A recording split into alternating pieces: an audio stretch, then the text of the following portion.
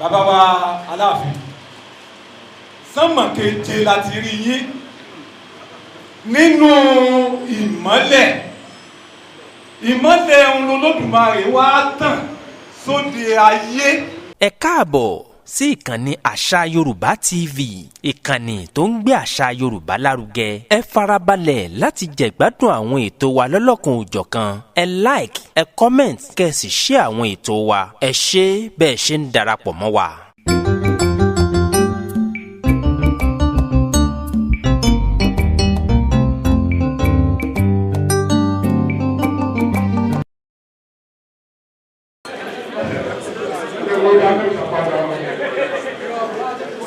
Mo kí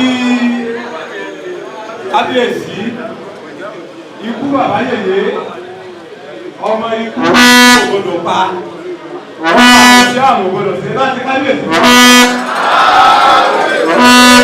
kò sáyé púpọ̀ lénìí bàbá, ṣùgbọ́n yọ kan ni mo fẹ́ sọ lọ́rọ̀ tí mo fẹ́ kó yé gbogbo wa. Ojú tí àwa fi ń wò yín ní àyè tẹ́ ẹ wà ọ̀pọ̀lọpọ̀ èèyàn ni wọn ò rí náà rí bẹ́ẹ̀.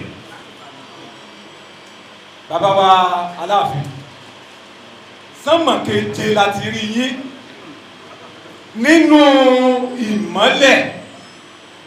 ìmọ́lẹ̀ ohun Olódùmarè wá tàn sóde ayé tí ẹ bẹ̀rẹ̀ ẹsẹ̀ tí bàbá mi Olókùúta sọ torí láti lè wò ó lẹ́ẹ̀tì ṣàkóso mọ́gàjí 46 láti nílẹ̀ ìlú 5 péré ní olúwòsè 40 àtẹyọ kan wà pẹ̀lú mi níjọba yìí.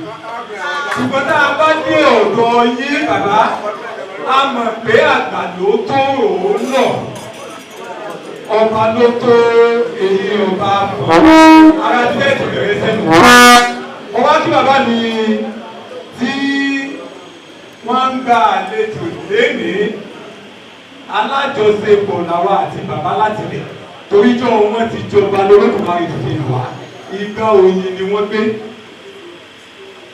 oyin náà làwa náà wá tẹ̀bàtì láti jọ ńlá títí dàsìkò yìí bàbá oyin náà ọlọ́run ní jí ó tán